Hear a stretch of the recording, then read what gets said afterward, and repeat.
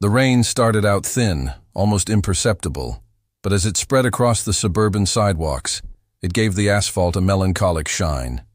It was a Sunday morning in Silver Lake, California, and the neighborhood slept under a gray sky that seemed to weigh heavily on the roofs of the silent houses. Outside a seemingly ordinary two-story house, a black car had been parked for hours, with the windows fogged up inside. Inside, a woman stared intently at the entrance to a house a few meters away, her fingers gripping the steering wheel as if the last decision of her life resided there. Her name was Meredith, although in that neighborhood, no one knew that. To the neighbors on that quiet street, she was just an occasional silhouette on the porch of a house that was almost never lit from the inside. Meredith had already lived there, years ago, when his name was said admiringly at local school reunions, when your voice was heard in the church choir and your laughter echoed between the walls that now held only silence. But that had died long before she decided to leave. In the living room of the house, an oval mirror continued to hang on the wall, flanked by two frames with old photos. The reflection of the empty hallway showed more than just absence. It showed scars of time. The lights in the house flickered as she walked down the hallway, as if the place was breathing, as if she sensed the return of something that shouldn't return. She touched nothing, but her eyes roamed everything with pained caution. The entrance rug still had the wine stain from a December night. The kitchen remained with the same broken tiles next to the stove. Every detail was a petrified reminder of what she tried to bury. Meredith had built a suit of armor over the years. Out there on social networks, at parties, at work meetings, she was impeccable. Calculated smiles, erect posture, speeches of self-acceptance, empowerment. To the world, she was a strong, indomitable woman, someone who had risen alone from the ashes. But inside, in front of the house that was once home and prison at the same time, everything was silently falling apart. She climbed the stairs like climbing a minefield. Each step creaked with a muffled sound of time. The master bedroom was still the same. The curtains still hung crookedly from the iron rod. The sheet folded on the bed didn't look like it had been touched since she left. On the dresser, an empty bottle of perfume and a blue velvet box, where a ring was hidden, not of marriage, but of promise. A promise that no one else knew existed.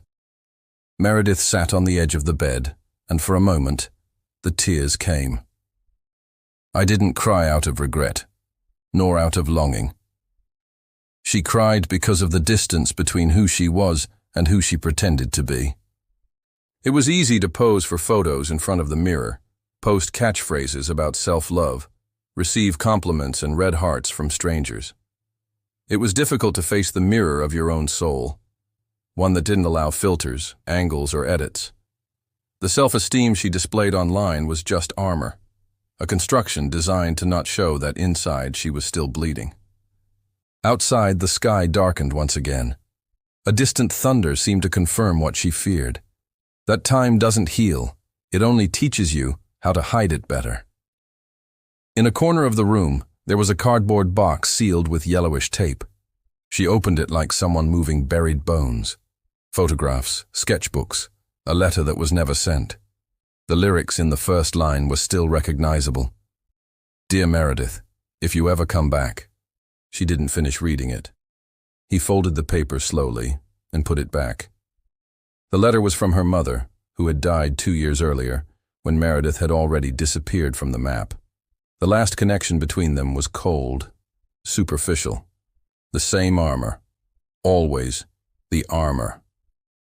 Suddenly, a memory flashed through, like lightning cutting through the darkness. Meredith was 9 years old, standing in front of the bathroom mirror, while her father shouted at her mother in the living room. She applied red lipstick with shaking hands, staring at her reflection, trying to look happy. That was where it all started. The habit of pretending, of using strength, of creating self-esteem. Because if he looked strong, maybe he would survive. If she were beautiful, perhaps she would be loved.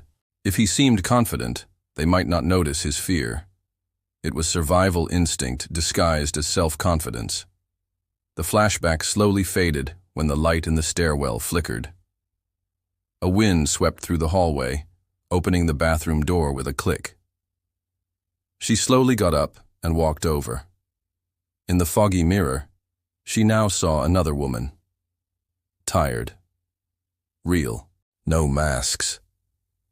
Meredith ran her hand over the glass, wiping away a streak, revealing her swollen eyes, her makeup-free face. For the first time in a long time, she truly saw herself. Downstairs, the landline phone rang. The ancient sound echoed like a call from a forgotten time. She went downstairs and answered without thinking. On the other side, no one responded. Just breathing. Then the call dropped. The phone slipped from her hand, hitting the floor with a sharp crack. She left the house like someone waking up from a trance. The sky was dark, but it was no longer raining. The streets were empty, and the world seemed suspended in time.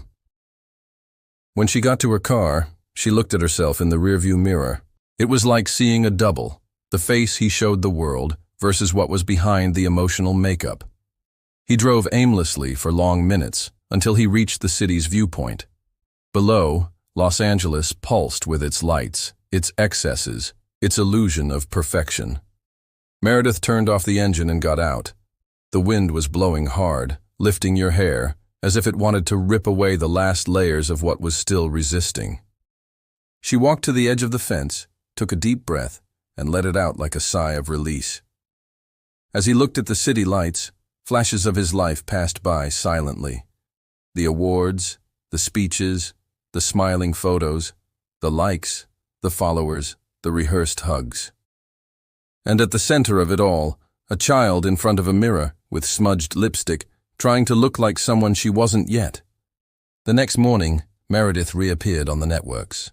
A simple photo. No makeup, no filter.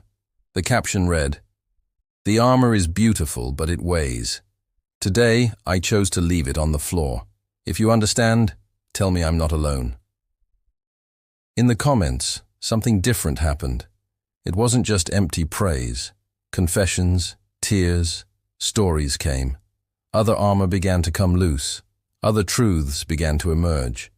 At the end of the day, no one wants to be perfect. Everyone just wants to be seen. And maybe, just maybe, true strength lies in admitting that it hurts too.